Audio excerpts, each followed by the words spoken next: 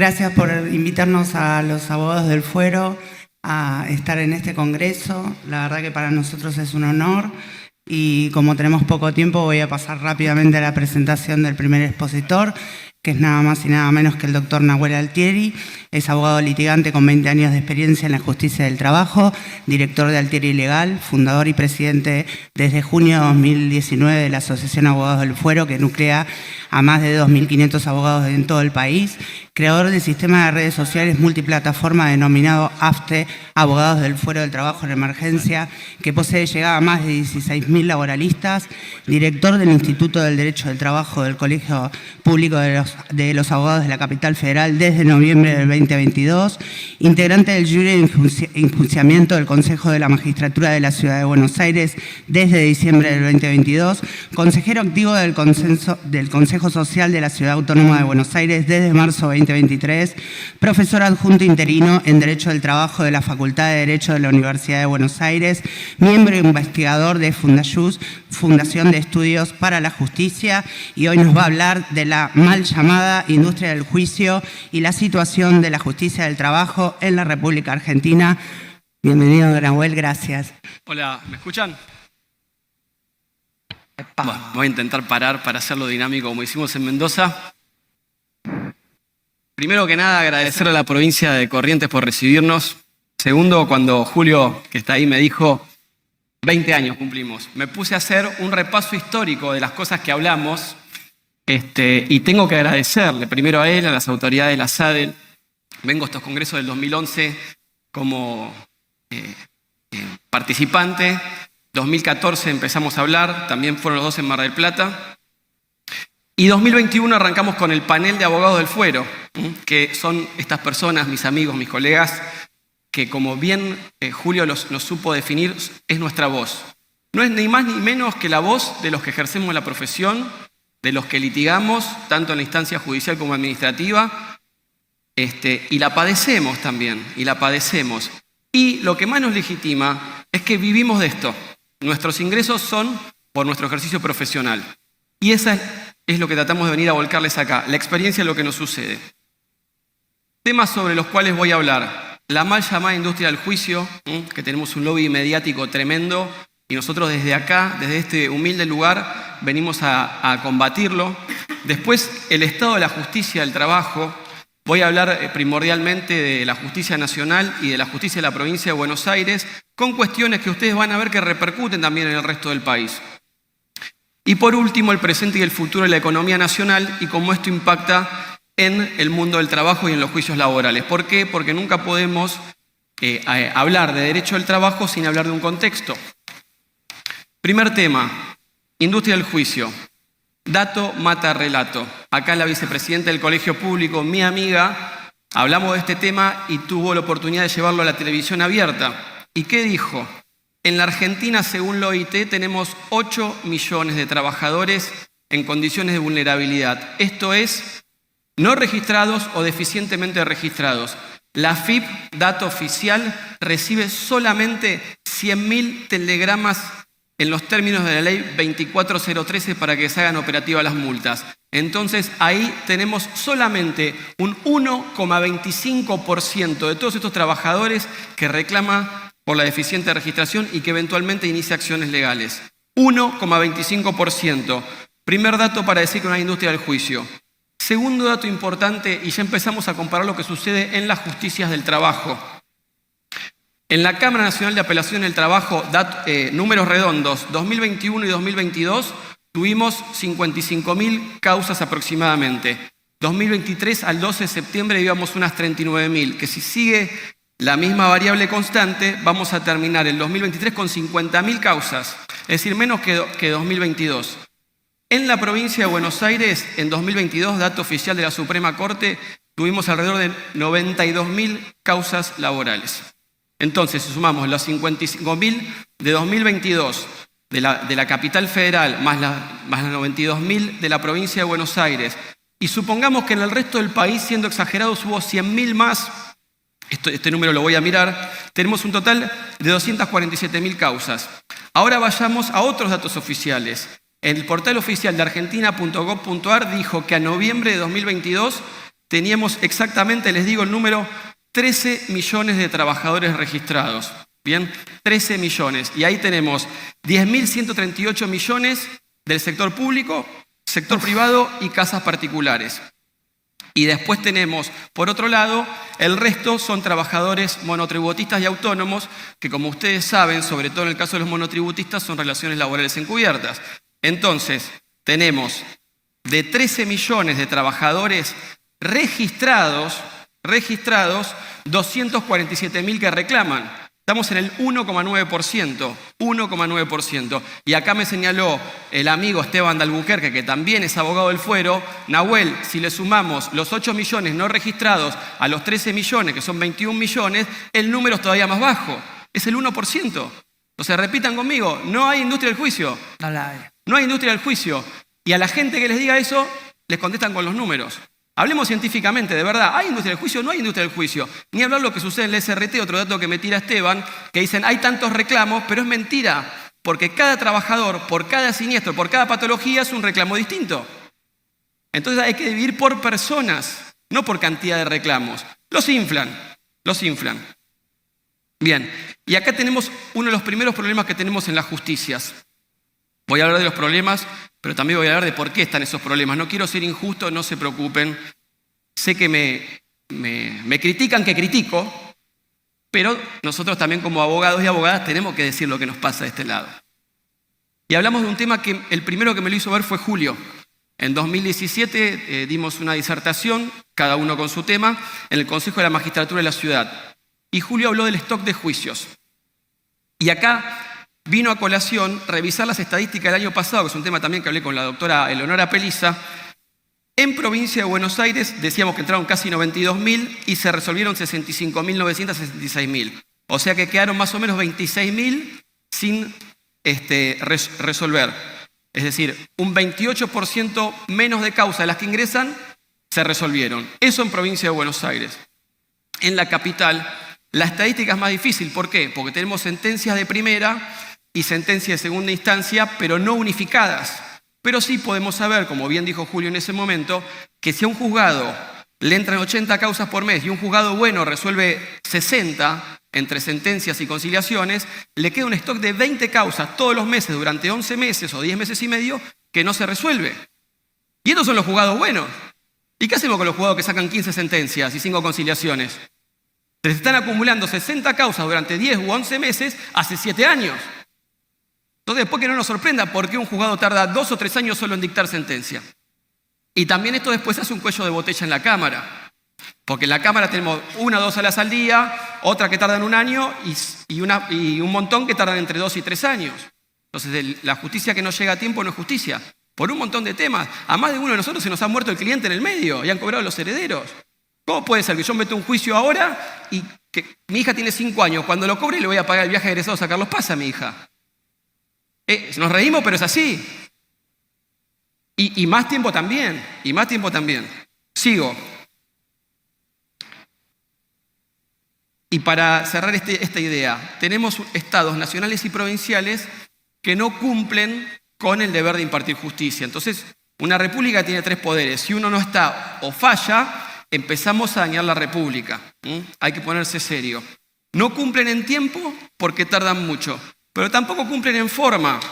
¿Por qué? Porque hay unas sentencias hermosas que he tenido, donde me dijeron que tiene toda la razón, pero después cuando vamos al metálico es poco. Pero traigo el caso de 2019, primer persona trans discriminada en la República Argentina, hablamos en Mar del Plata. En confianza, uno de los audiencitas me dijo, che, un montón de plata. Le dije, no, la verdad que no era un montón, porque era una empleada de call center con un sueldo bajo y por más que le pongan los 13 salarios de una empleada, cuando todavía no estábamos con el acta, fue poca plata. Entonces, la sentencia es hermosa, la colgamos en un cuadro, pero plata no fue tanta. Seguimos. Y para recordar, no hay industria del juicio. Lo que hay, y siempre decimos, es hay una industria de la especulación patronal. Muy, muy plasmada hoy en la provincia de Buenos Aires.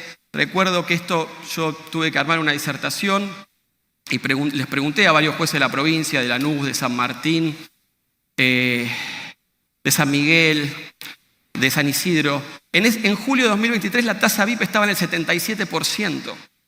con una inflación ya del 100%. Entonces es mejor negocio no pagar, lo que dije tantos años. En Capital ahora se equiparó, ya vamos a hablar del Acta 2764 más adelante. Y ni hablar de la industria del incumplimiento de las ARTs. Porque los que estudiamos un poco, sabemos que en la 24.557 hay artículos específicos que ponen en cabeza de la ART el control, la prevención y la capacitación. Entonces es importante, y le tiro el dato a los colegas, interrogar a los testigos y preguntarles qué hizo la ART en materia de capacitación o no. Porque ahí tiene responsabilidad por incumplimiento. Y la traemos solidariamente en las cuestiones de responsabilidad integral por eso. Sigo. Ahora vamos a ahondar en el segundo tema, que es el estado de la justicia del trabajo. Algo dijimos. Fíjense que cuáles son las razones de que la justicia no cumpla. Bueno, lo dijeron en el panel anterior, con mucha certeza. Hay una cuestión de virtual acefalía. En provincia de Buenos Aires, el 60% de los tribunales están desintegrados. ¿Eso qué significa? Se los cuento sobre todo a los colegas del interior.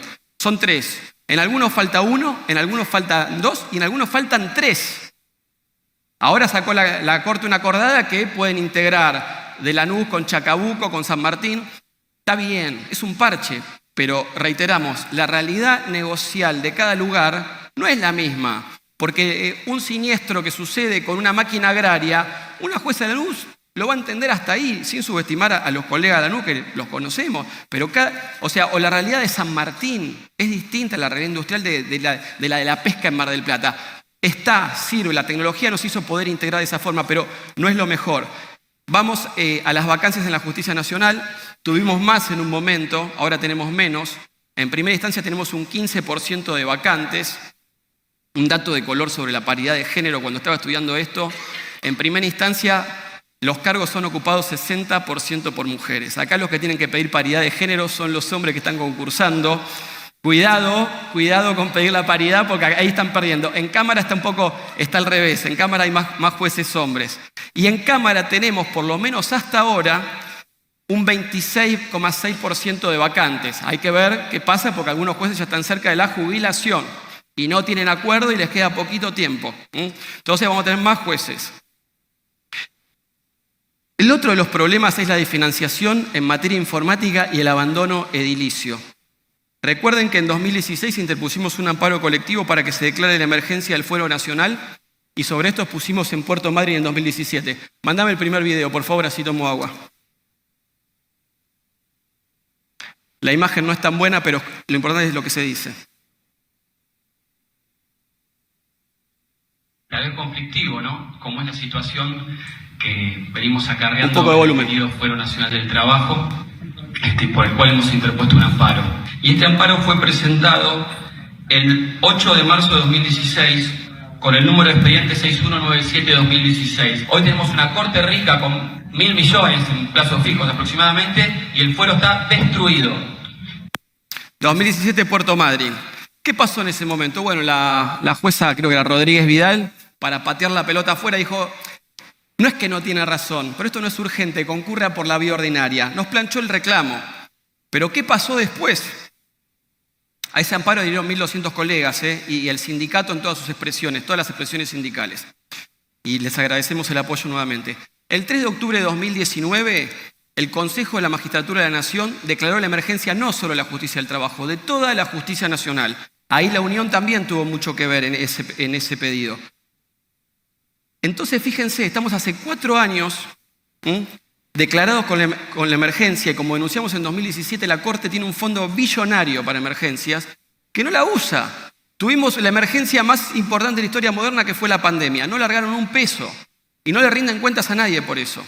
No le rinden cuentas a nadie. ¿Tenés el PDF? Dale doble clic al PDF. Vean esto, por favor. Baja un poquito. Ahí nomás. Ahí se ve chiquito, 151.711 millones. Esta es la carta que le mandó el jefe de gabinete el 7 de septiembre a la Corte, cuando la Corte le dijo, mándenos fondos para pagar los sueldos. Pero miren bien el número, 151.711 millones. Tiene 6 ceros atrás.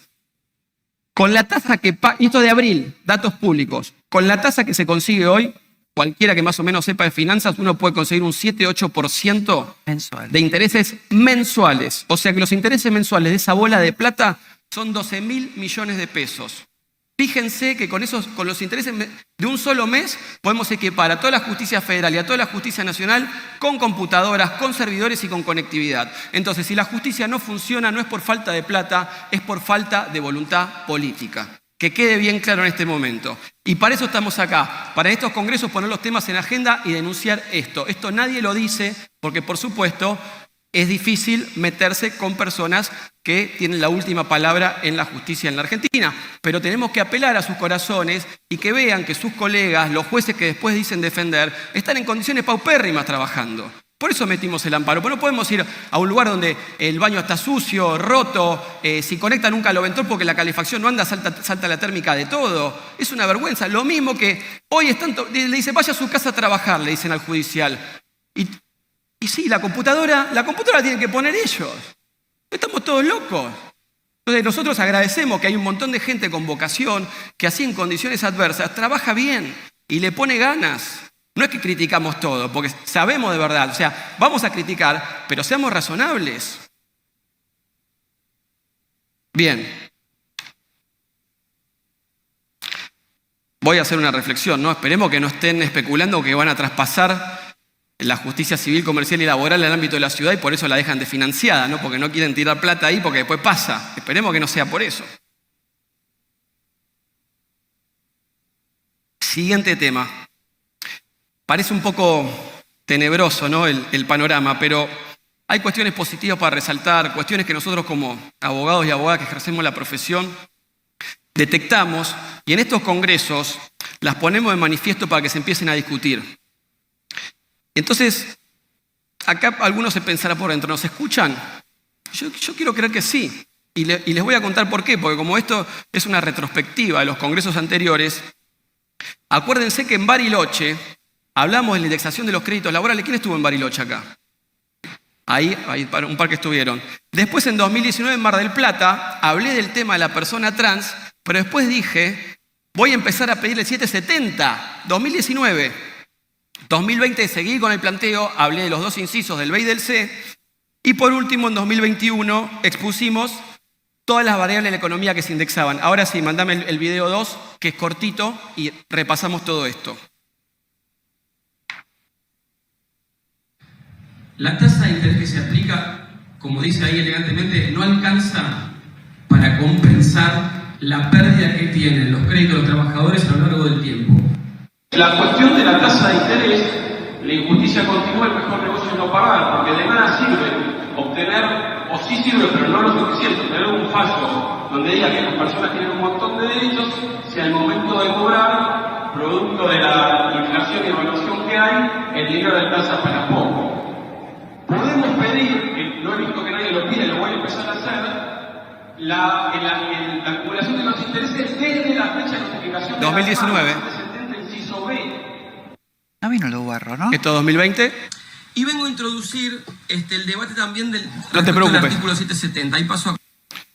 Y 2021... Vamos a la cuestión de la tasa de interés y otros métodos compensatorios que ya hemos propuesto y vamos a repasar. Salvo honrosas excepciones, casi ningún magistrado o magistrada se atreve a hablar de la indexación de los créditos laborales mientras indexan casi todas las variables de la economía. Los alquileres, los créditos UBA y hasta el ABL los indexan, pero los créditos laborales no.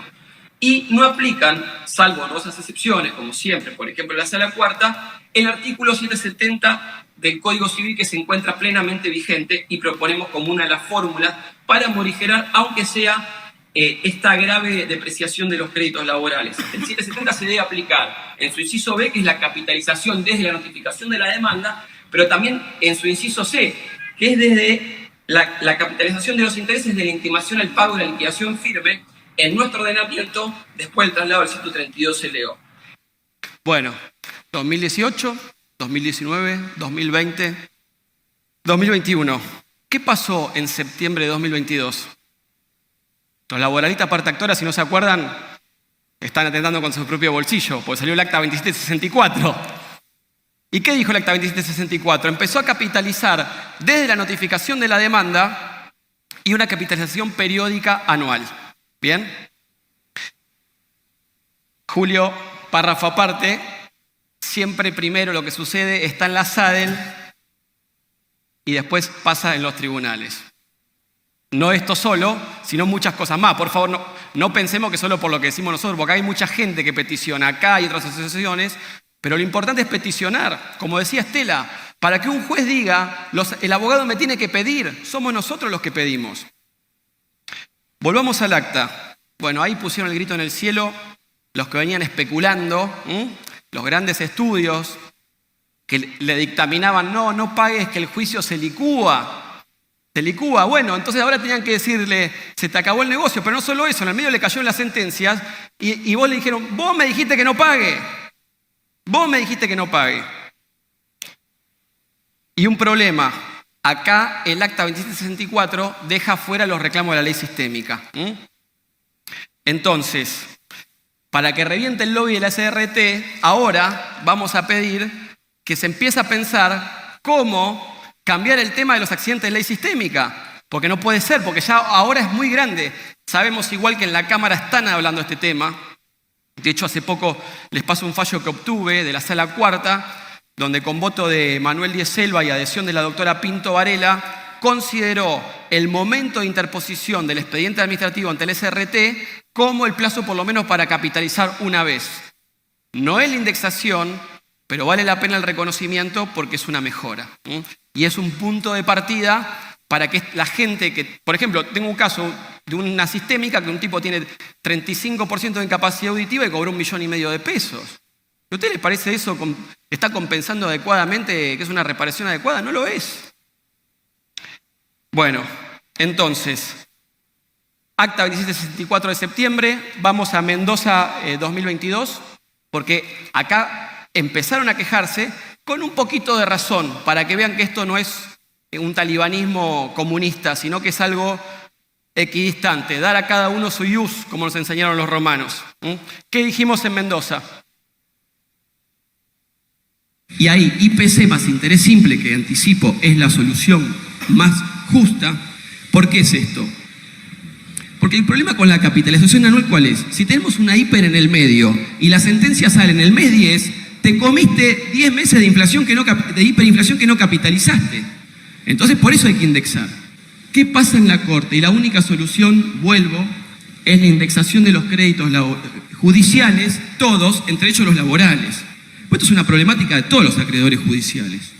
Bien, desde que se prohibió la indexación, estamos con eso repitiendo el cuentito.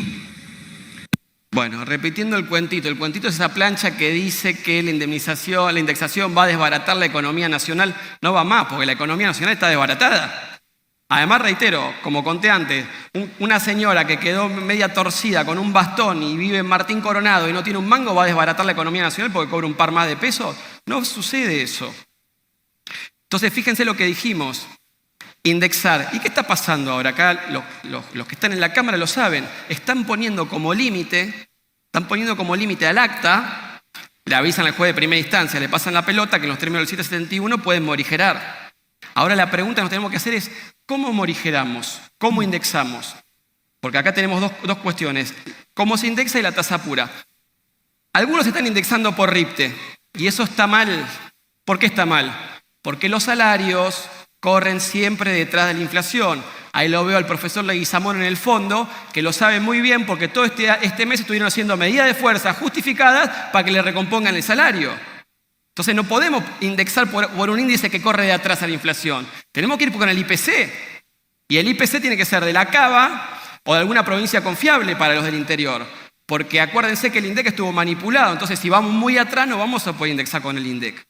Y ahora vamos a la segunda parte de la indexación, que es la tasa. Están poniendo el 6%. ¿Por qué? Si en épocas, los más grandes que quien les habla, saben bien que en épocas que no había inflación, o muy poquita, la tasa era del 12 o del 15. Y esto es derecho del trabajo, esto es progresivo. ¿Por qué la Cámara va a dejar de ser progresiva? Si antes vos dabas el 12 o el 15 siendo Cámara, ¿ahora vas a dar el 6? Entonces acuérdense, IPC, Cava, más tasa del 12 o 15%. Conclusiones. Ya voy a hablar 2 minutos. Tenemos que analizar el derecho al trabajo en un contexto. Los jueces siempre tienen que fallar en un contexto. Un juez que no falla pensando y viendo qué es lo que sucede en la realidad todos los días, queda con una resolución que es desvirtuada. Como dije hace un ratito, la economía nacional se encuentra desbaratada. Nuestro billete de mayor circulación vale $1 y monedas. Perdón, el de 2000 vale menos de $3, pero hay pocos, pero digo el de mayor circulación, que es el de 1000, vale $1 y monedas. Y tenemos además 3 bases monetarias, es decir, toda la plata que está circulando por 3 está en instrumentos financieros que se llaman LELIQs. ¿Y qué pasa con estas LELIQs? No paran de crecer y de generar propios intereses y es una bola interminable. ¿Y cómo impacta esto en la economía real? Ya vieron lo que pasó en las PASO, donde tuvimos un salto devaluatorio del 30% y un salto inflacionario del 30% como mínimo, porque todos acabamos al supermercado y vemos lo que aumentan los alimentos, que fue más del 30%. Entonces, probablemente después de las elecciones de octubre, ojalá me equivoque, tengamos otro salto devaluatorio. Y si no lo vamos a tener ahora, lo vamos a tener en diciembre o enero del año que viene, cuando asuma el nuevo gobierno, que va a tener que ordenar las cuentas macroeconómicas. ¿Cómo se ordenó hace unos años esto? Con el plan Bonex en el 89, los que se acuerdan, siempre en enero que estamos de vacaciones es cuando vienen los peores golpes. Y si no, nos va a corregir el mercado, y eso es lo más doloroso, porque aquí nos van a corregir por hiperinflación. Es la única forma de licuar lo que hay en el LELIQs. Y si nos corrigen por hiperinflación, acuérdense lo que les digo, no va a quedar otro remedio que indexar todos los créditos judiciales, entre ellos los laborales. Recemos para que eso suceda, porque si no sucede, van a ser los trabajadores y vamos a ser los abogados y abogadas de trabajadores los que vamos a pagar otra crisis de la historia económica argentina. Y eso va a arrojar a miles de personas a la calle y también va a expulsar a miles de colegas de la profesión. Pues la profesión no va a ser rentable, va a estar destruida. Y como dijo nuestra maestra Estela Milagros Ferreiros, la mejor forma de recortar derechos es atacando a quienes defendemos esos derechos. Por eso también reclamamos el cumplimiento irrestricto de la ley de honorarios, que generalmente no se cumple, sobre todo en cuestiones de ejecución.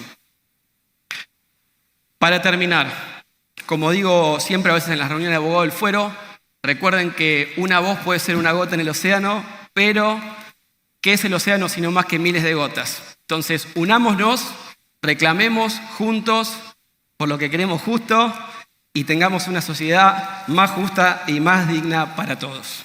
Muchas gracias a todos por escucharme. Muchas gracias al equipo, a Julio Orizolía, Javier, Esteban, María Elena. ¡Bravo! Y para los que están en el cielo, Julio Núñez, Santiago Rubinstein y nuestra maestra Estela Milagros Ferreiros. Feliz Congreso para todos.